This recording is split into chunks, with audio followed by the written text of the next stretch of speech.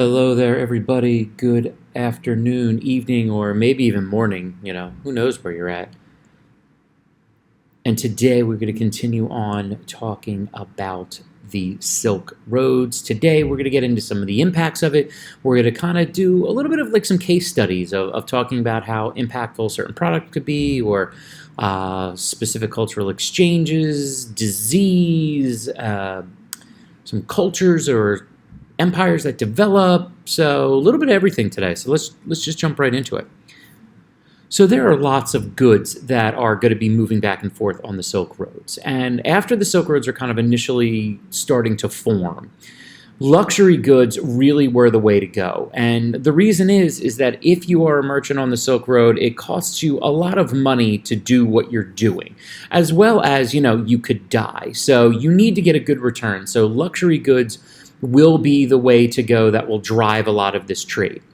However, early on, when we look at kind of how these developed, things like commodities, food, everyday items aren't initially traded, as I mentioned already. It's all about luxury goods. However, within the Silk Roads, there's also localized trade. Okay, and what I mean by that is, like, you could have, obviously, the city of Kashgar. You're going to continue on the Silk Road going toward Europe or back toward Asia, but then there would be some smaller villages and cities off of where Kashgar was at that you would get some localized trade. And that's where a lot of the everyday goods will be traded. Okay, things that people need fairly regularly, things that people, want for quote unquote right now, and things that the non-wealthy can afford. So, most of the time when we talk about the Silk Road, we talk about all these luxury goods that are going back and forth, which is true, but it doesn't mean that things like, some localized wheat might be moved, or some copper pans, or an iron tool. That stuff's going to move too. So we have to be aware that there's kind of this local everyday stuff, as well as this like big time luxury stuff that does move. And again, this just gives you an idea of some things, and I'll show you some more writing about that, but where a lot of this stuff was located. And as you can see, this is really sophisticated. This covers an incredible amount of area. It really is remarkable how much stuff that we have that's moving back and forth here. Feel free to pause it, check it out. Now, I'm not going to read all of these. I'm not going to insult your intelligence there. You can read and take your time and give this a pause, because it is important to understand what is moving back and forth. And what you also see is that certain areas will bring things in. I'm going to talk a lot about silk in a minute, and you will see silk move outside of China, but China is still like the specialist in that. And yes, there are other areas outside of Central Asia that might have horses, but that area really has the best horses. And Egypt has cotton, and other places have cotton, but India has like really, really good cotton. In the Middle East, they make, really good swords, or have dates, which add sweetness to things, and people really love it. So you will have this specialization in certain areas, okay? We can't deny that. That is still there, all right? But you have so many different goods going back and forth, and it is important for you to know kind of what is coming from where in general. But I'm going to take some time and really talk about silk. I mean, this is the product that the roads were named after. This is the product that everybody seems to love. And, it was really important. I mean, silk is, quote unquote, discovered in China, and China will have a monopoly on it for hundreds and hundreds of years. By about 300 BCE, as these routes from east to west are forming, silk will be the thing that people really want, and eventually, because of that demand for silk, we get the name the Silk Roads. Now, why do people love silk? Well, I mean, it's got a lot of great stuff going on here. It's really lightweight, it's really pretty, it's shining, we like that. It's very comfortable, it's breathable, so you can wear it when you're hot or even cold sometimes. I mean, it feels great. If you look at really pure silk, I mean, it's smooth and people really like it. So, silk is very important. And behind the production of silk will be women. Yes, men are the traders, and yes, men run the government, but it's women who probably figured all this out. We know for a fact that women were the ones that were tending the mulberry bushes where the worms ate. They harvested the cocoons that the threads would be spun from, and they wove the actual textiles. So once again, yes, women not in power here, but it is women that are really providing these goods that are traded.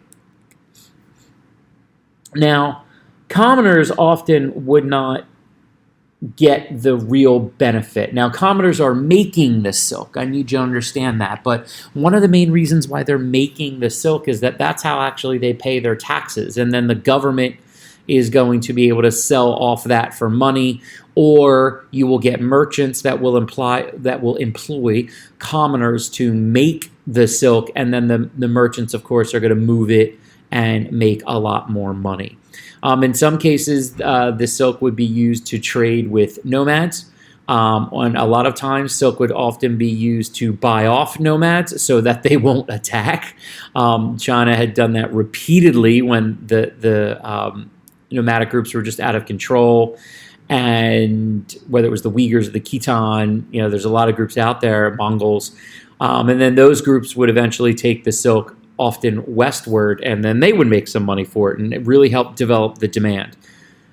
It really got to its peak with Rome. Rome and these routes, because we do know for a fact, no one from China went to Rome, no one from Rome went to China, but silk in particular did, and some other stuff came out of Rome as well. But the Romans became obsessed with silk, as you see the picture there of a wealthy family draped in silk, and you really weren't wealthy or if you didn't show your wealth. And one of the ways that you showed your wealth was wearing silk clothing. I mean, it was clear.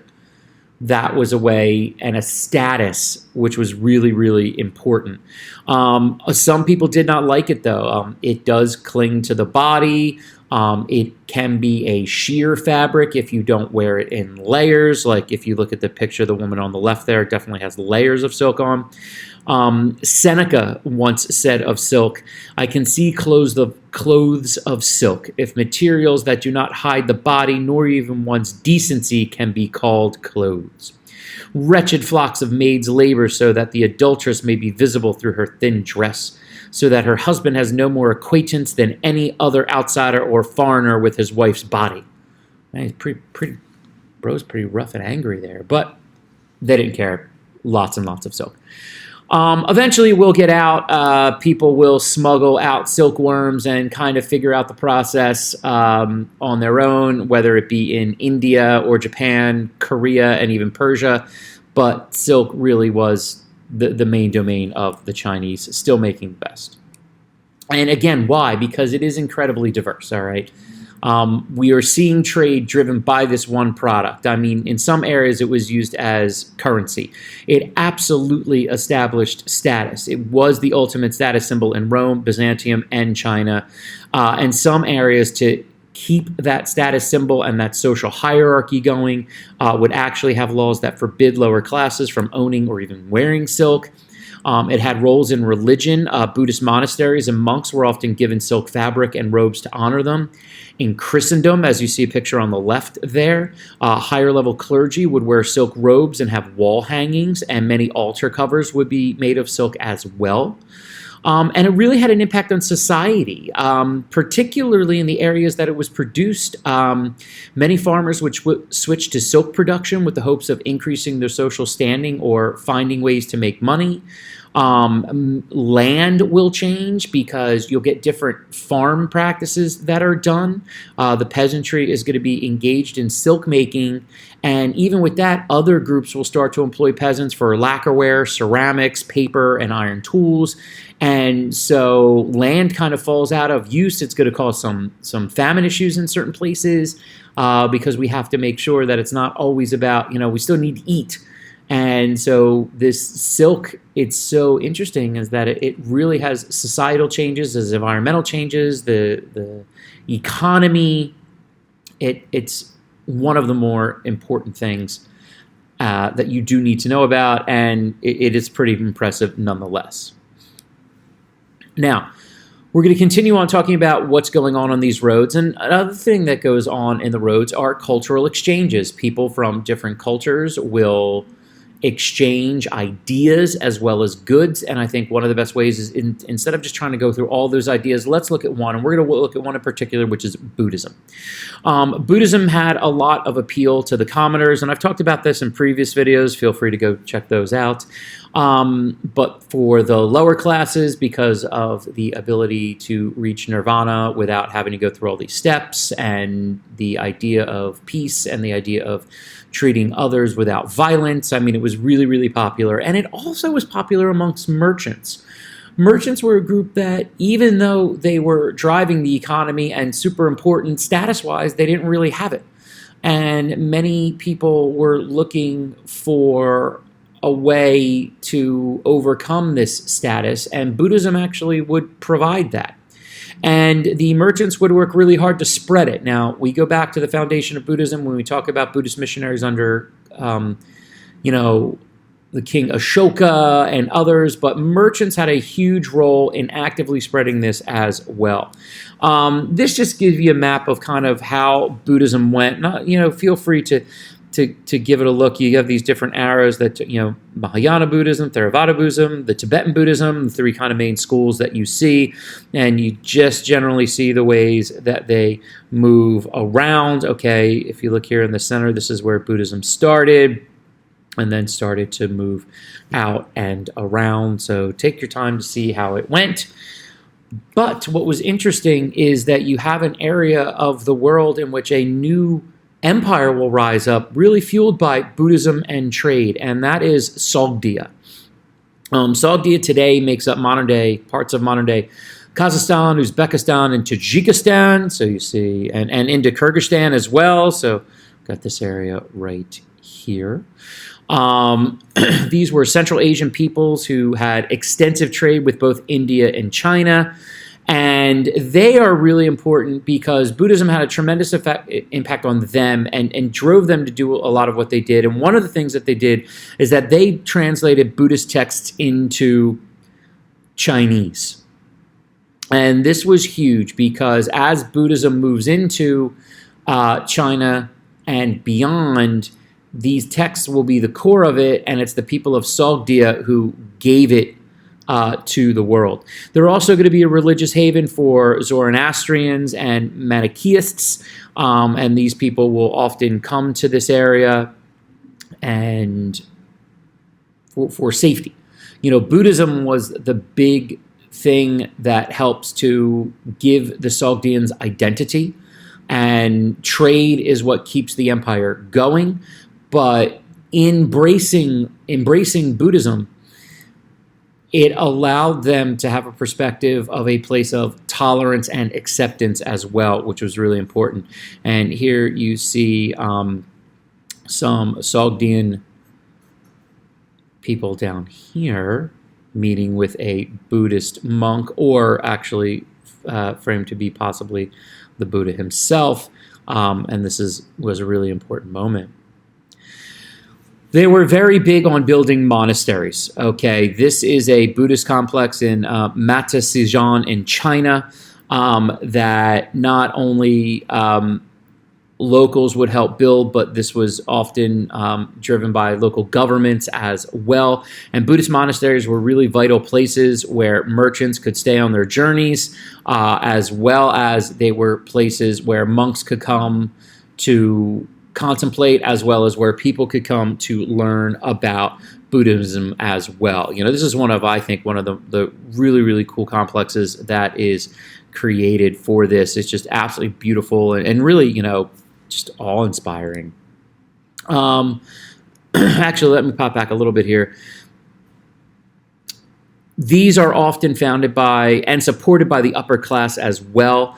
What starts to end up happening is Buddhism is so impactful in many of the areas, not just China, but in Srivijaya, in Majapahit, and all sorts of places, in that, one of the ways that you as an upper class person would have status would be to fund a monastery.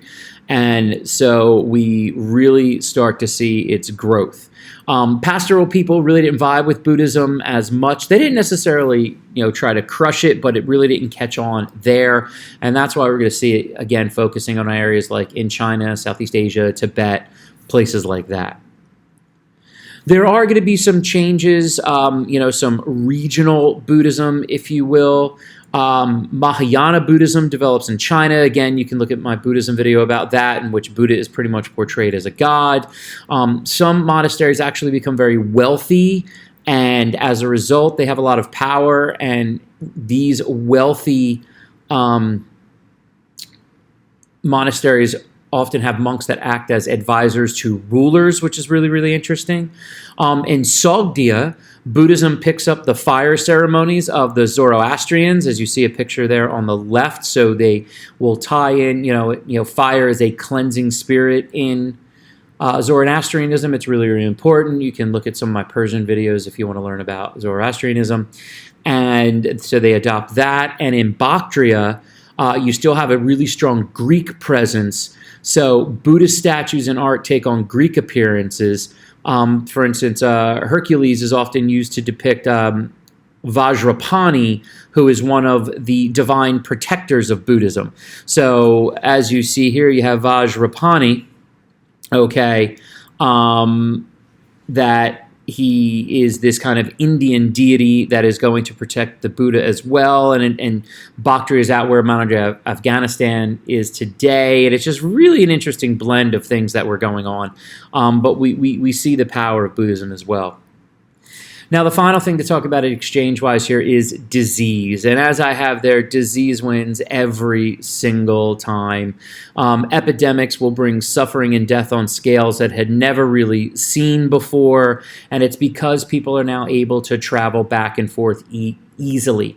Most diseases develop in some regional area of the world and then spread out from there. And they spread out through human contact. All right. And until you have these roadways, that contact really isn't possible. And so with that, we start to get these larger scales of epidemics. Probably the first one that we see would be smallpox and measles. They both hit in China and Rome. They hit them pretty hard. From 534 to the year 750, we see periodic outbreaks of the bubonic plague as well. Just to give you some examples, the first one that we know of, Justinian's plague in the 500s, actually prevents him from reforming the Roman Empire. At its worst, it was killing 1,000 people per day in just Constantinople. It is just really, really devastating. The Black Death that hits, really, this is the big one here. So you look at the different areas that had the plague in Asia. And again, because it had outbreak every now and again, sometimes it wouldn't be as bad in these areas, but this particular one was pretty rough. So in Asia, we're pretty sure the Black Death starts in China, and starts to, if you look here, you see the Silk Road and other trading routes and the sea trading routes, which are part of the Silk Roads. And so if you look at these areas, you see how they're all connected, and you see how the plague is able to follow. It goes through here, it goes through here, and it's really, really devastating. And again, these are spread mainly through fleas on rats that are able to then transfer the disease to humans, and then humans can also transfer it to one another as well. You're just looking at millions and millions of people that are dying. And then, of course, in Europe, it's just extra special, destructive. In Europe, you're looking at the death of 1/3 of the population, which, when you look at that number, I mean, think about it. Just, think about the next time you're in a room with people, and imagine that 1 out of every 3 people died. It's just crazy. It's just crazy to even comprehend. I think our numbers now are somewhere up to 200 plus million people. I've seen numbers as high as 400 million. I don't know if that's particularly correct, but Europe was the hardest hit. But if we pop back, China, areas of India, Central Asia near Iskul and Balkhash, going through the Caspian Sea up in here, we're getting into modern day Russia, as well as Mecca has a really bad outbreak as well, and then into Europe. And this is basically what we're looking at, rats in the 14th century from the 1320s, but at least from 1331 to 1353, it's just absolutely devastating. And so when we look at the Silk Roads, we've got the positives and negatives. You have all these different cultural things changing. You've got all these different products, but then you also have disease. Okay, so hopefully you learned a little bit of something here, and I'll see many of you in class, and the rest, thanks for watching.